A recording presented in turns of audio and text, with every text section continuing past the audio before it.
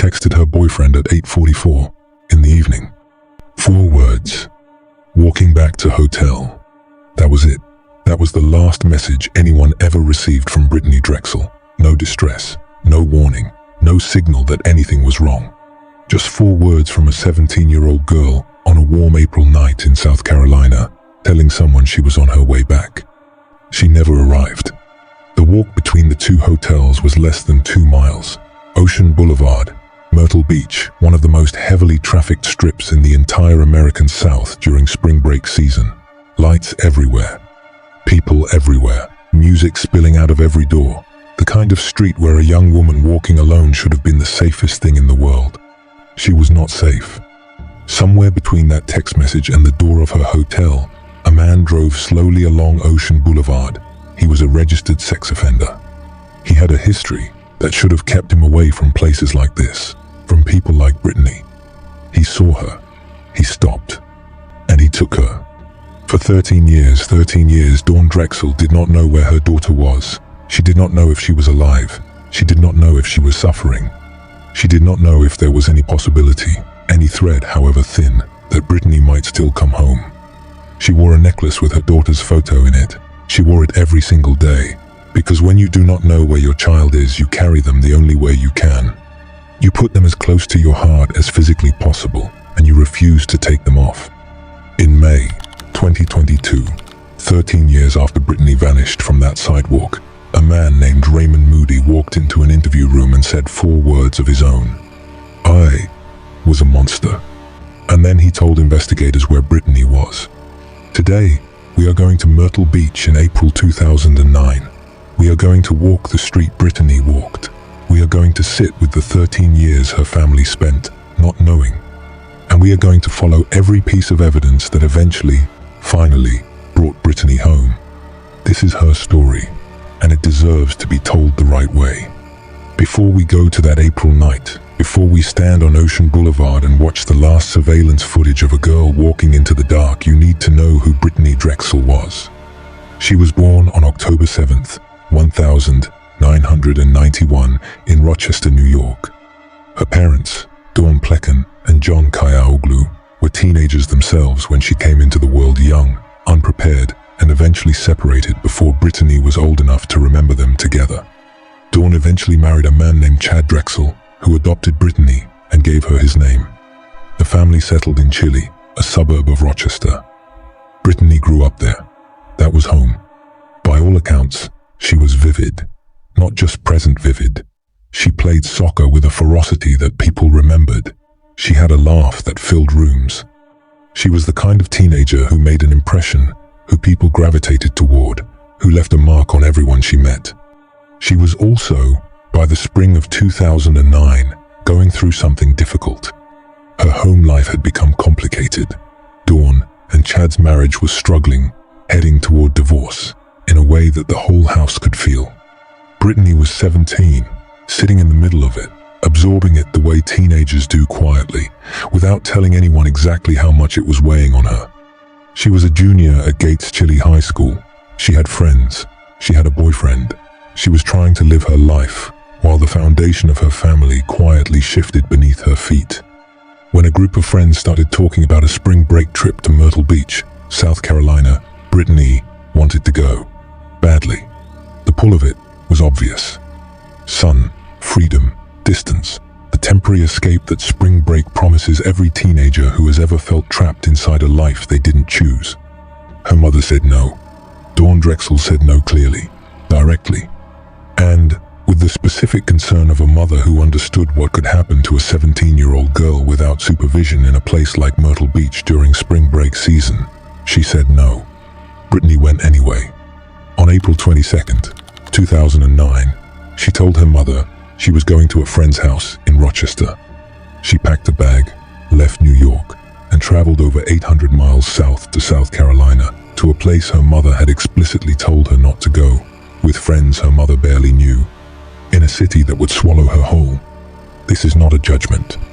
This is a 17-year-old girl who was hurting and needed to get out, and made a decision that teenagers make every single day to choose the escape over the argument, the trip over the conversation, the freedom over the permission.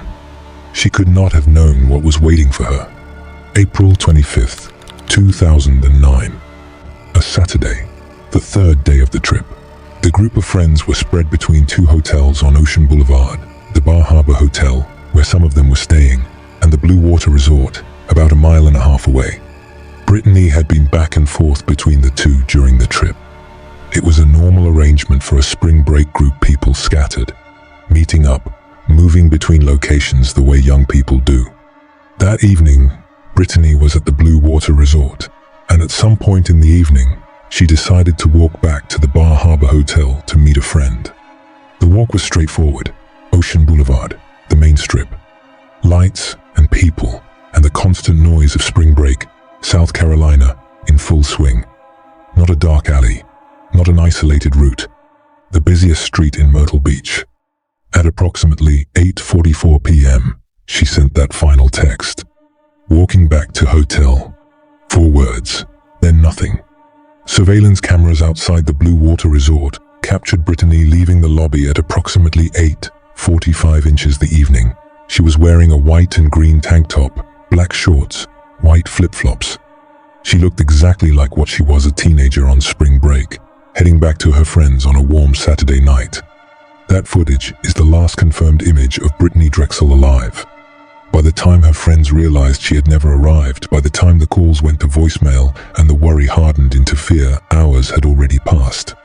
Hours in which the trail was cooling, in which the man who had taken her was already miles away. By the next day, her friends contacted authorities. And back in Rochester, New York, Dawn Drexel's phone rang, and everything that came after that ring was the longest, most devastating 13 years of her life. When Dawn arrived in Myrtle Beach with the rest of Brittanee's family, the first thing that hit her was the noise of it. Spring break in full roar. Thousands of teenagers on that strip. Music and laughter, and the complete indifference of a city that had not stopped for one missing girl. Life had continued. The strip was still lit. The hotels were still full. And somewhere in it, Brittanee was gone. The Myrtle Beach Police Department began their investigation. The FBI was brought in. The case went national almost immediately. A 17-year-old white girl from New York vanished from one of the most recognizable spring break destinations in the country. Last seen on surveillance footage. The story had every element that captures media attention, and for a while, it did. Vigils were held, tips came in, billboards went up, with Brittanee's face. A $25,000 reward was offered for information. Investigators began working the phone records. They tracked Brittanee's cell phone signal on the night she disappeared. And what they found was disturbing. Her phone had pinged cell towers moving south away from Myrtle Beach, away from Ocean Boulevard, away from the hotels and the noise and the spring break crowd. The signal placed her phone in Georgetown County, approximately 35 miles south of where she was last seen. 35 miles south, in less than an hour. On a night she was supposed to be walking a mile and a half down the strip. Someone had driven her.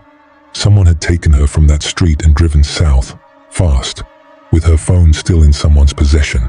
And then nothing. The signal died. The trail went cold.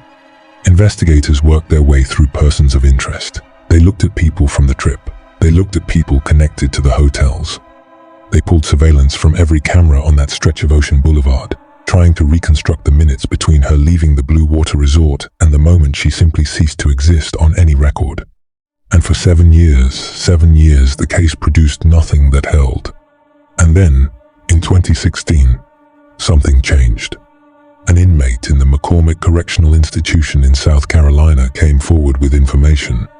His name was Taquan Brown, and what he claimed to know was horrifying enough that investigators took it seriously immediately. He described seeing Brittanee in an abandoned property in McClellanville, a so-called stash house, on April 27, 2009, 2 days after she disappeared from Ocean Boulevard.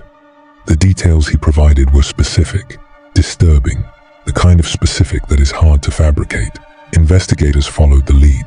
They searched the location Brown described. They found no physical evidence linking what he said to Brittanee. But the name that came up in connection with that property, a name that placed a specific individual in that area at that time with access to the kind of vehicle investigators were looking for, was noted, filed, held. That name was Raymond Moody. Moody had actually been on investigators' radar before as a person of interest, not yet a suspect. He was 48 years old at the time of Brittanee's disappearance, a registered sex offender. He had a criminal history that stretched back years. And he lived and operated in the Georgetown County area, the same area Brittanee's phone had pinged moving toward on the night she vanished. For years, despite the connection, there was not enough to charge him, not enough to arrest him. He remained free. He continued his life. And Brittanee's family continued theirs, which was no life at all, really, which was 13 years of a mother wearing her daughter's photo against her chest because she had nothing else to hold. Here is where I need to stop for a moment and sit with you, because we are about to get to the part of this story where things break open, where 13 years of silence finally crack. And if this case is landing on you the way it should, subscribe right now. Hit that notification bell. Leave a comment below and tell me what you think about the 13 years Brittanee's family spent waiting.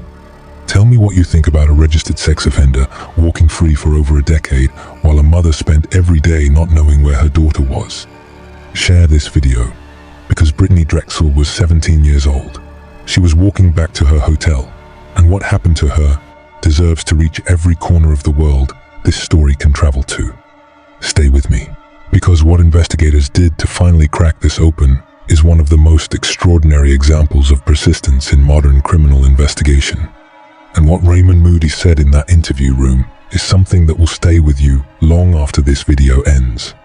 By 2022, the investigation into Brittanee's disappearance had been running for 13 years with no arrest, no confirmed location, no resolution.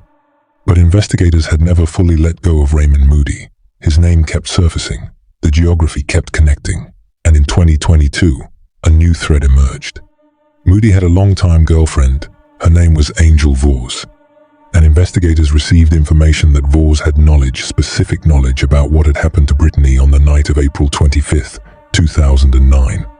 They approached her, and they asked her to do something that required enormous courage or enormous guilt, depending on which way you look at it. They asked her to wear a wire, to have a recorded conversation with Raymond Moody about Brittanee Drexel. She agreed. Around the same time, investigators executed a search warrant at Moody's home. They did not find physical evidence during the search, but the combination of the warrant, the wire, and the growing pressure of the investigation, the sense that the walls were finally, after 13 years, beginning to close, was enough. On May 5th, 2022, Raymond Moody agreed to sit down for an interview with investigators, and he told them everything. He confessed to seeing Brittanee on Ocean Boulevard that night. He was driving. He saw her walking. He offered her a ride. She got in. She thought she was getting a lift back to her hotel. She had no reason to believe otherwise. This was a stranger who had offered her help on a busy street on a warm night. She accepted. When the car passed her hotel without stopping, when she realized she was not going where she thought she was going, the situation became something she could not talk or reason her way out of. Moody drove her to Georgetown County. He kidnapped her, assaulted her, and strangled her. He buried her approximately 4 feet underground in a remote area in the Harmony Township section of Georgetown County, 35 miles from where she had sent that text message. He threw her phone into a river, and then he drove back, and he lived his life for 13 years with that secret inside him. After his confession, Moody led investigators to the burial site. In May 2022, the remains of Brittanee Drexel were recovered. DNA analysis and dental records confirmed what her family had dreaded knowing for over a decade. Brittanee had been in that ground since April 2009, 4 feet down, 35 miles from the street she was walking home on. On October 19th, 2022, Raymond Moody stood in a courtroom in Georgetown County, South Carolina. He entered his guilty plea to kidnapping, criminal sexual conduct, and murder. Before sentencing, Brittanee's family stood up and spoke. Her adoptive father, Chad Drexel, stood in front of the man who had taken his daughter and called him what he was, a perverted, sick monster. He told Moody he hoped he would suffer in prison for the rest of his useless life. He described the 13 years of searching, the false leads, the grief that never had anywhere to land, because there was never a confirmed answer, never a grave to stand at, never a place to put the loss. And then Dawn Drexel, Brittanee's mother, the woman who had said no to the trip. The woman whose last conversation with her daughter had been an argument about permission. The woman who had spent 13 years wearing her daughter's photo against her heart because it was the only way to keep her close. She stood up, she looked at Raymond Moody, and she said, "Today, no one wins." She said, "You will forever carry the scars of what my daughter did to you, and I hope you are haunted by what you did to her." And then she said something that broke the courtroom. She said, "I am so glad my daughter was feisty and fought back." She was glad her daughter fought, even knowing the outcome, even knowing that the fight was not enough to save her. She was glad that Brittanee had not gone quietly, that whatever those final moments were, Brittanee had been herself in them, fierce, feisty, fighting. Dawn Drexel wore a necklace containing her daughter's ashes and photo. She wore it to the sentencing. She wore it the day the verdict came in. She wore it the day the remains were confirmed. She had been wearing it for years before that, in the absence of a body, in the absence of an answer, wearing her daughter the only way she could. Judge Ferrell Cothran Jr. sentenced Raymond Moody to life in prison for the murder of Brittanee Drexel. 2 additional 30-year terms for kidnapping and criminal sexual conduct, served consecutively. He will die in prison. Before the judge sentenced him, Moody was given the chance to speak. He said, "I was a monster then, and I was a monster when I took Brittanee Drexel's life. I don't have the words to express how horrible I feel, and how I've felt ever since that day. I'm very sorry." 13 years. He felt horrible for 13 years, and he said nothing. He did nothing. He led no one to her. He let a mother wear a photo necklace for 13 years, instead of burying her daughter with dignity. The courtroom did not forgive him. The judge told him the sentence would reflect the absolute devastation he had caused. He walked out of that room in handcuffs, sentenced to spend whatever years he had left behind bars. And Brittanee Drexel, who had snuck away on a spring break trip, who had sent 4 words into the dark and vanished, who had been 4 feet underground for 13 years in a county 35 miles from where she was supposed to be safe, finally came home. There is something about this case that I keep coming back to, something that sits in me no matter how many times I go through it. It is the last text. Walking back to hotel. She sent it to her boyfriend. She sent it because she was fine, because she was doing something completely ordinary, walking between 2 hotels on a lit-up strip in a city full of people. She sent it the way any of us would send a message to someone who was waiting for us, a signal that said, "I am on my way, I am coming, everything is fine." 4 words, and then the silence that lasted 13 years. Brittanee Drexel was a girl who fought back, a girl whose mother knew her well enough, loved her fiercely enough to say that in the worst possible context with pride, she was feisty. She fought. She was not passive. She was not silent. Whatever happened in that car, in those final moments, she was Brittanee right up to the end. Dawn Drexel wears a necklace with her daughter's ashes in it. She put Brittanee's remains in a piece of jewelry, and she keeps her against her heart every day, the same way she kept her there through 13 years of not knowing. Because some love does not know how to stop. Some love does not have an off switch. Some love puts a photo in a necklace and refuses to take it off, even after the worst possible answer finally arrives. That is the kind of mother Brittanee had. And in a case full of darkness, in a story that has every reason to leave you feeling only the weight of what was lost, that love is the thing that holds. Angel Vors, Moody's girlfriend who wore the wire, was later charged with lying to federal investigators and pleaded guilty. She had claimed Brittanee got into the car voluntarily. She lied. She had helped carry this secret for 13 years. She faced her own consequences. In November 2024, 2 years after his initial conviction, Raymond Moody gave another detailed confession, confirming that Vors was present at the scene. The full truth of that night is still being processed through the courts. The people who could have said something years earlier are now facing what it means to have stayed silent. Justice, in this case, came slow. It came incomplete. It came in a courtroom where a mother said today, No one wins because she was right. A guilty verdict does not undo 13 years. A life sentence does not give back a girl who was 17 and walking home and sent 4 words into the night and never sent another. But Brittanee came home. That matters. After 13 years in the earth, 35 miles from where she was taken, she was found. She was named. She was returned to her family. She was given a burial. She was given a place to exist beyond a missing persons flyer, beyond a text message, beyond a surveillance frame. She was brought home, and her mother was there, still wearing the necklace, still carrying her, still the most fierce, relentless, heartbroken, loving presence in every room the case ever entered. Please subscribe to the Cold Case Signals right now. Hit the notification bell. Leave a comment below. Tell me what Dawn's words in that courtroom did to you. Tell me what you think about the 13 years Moody stayed silent. Tell me what justice means to you when it arrives this late. Share this video. Because Brittanee Drexel was 17 years old and she deserved to come home a long time before she did. And every share is one more person who hears her name. One more signal. One more person who knows that a feisty girl from Rochester fought back in the dark, and that her mother never stopped fighting for her in the light. We have more cases coming, more signals, more stories told the way they deserve to be told, with depth, with truth, with every ounce of respect that every woman at the center of them deserves. Thank you for watching, and I will see you on the next one.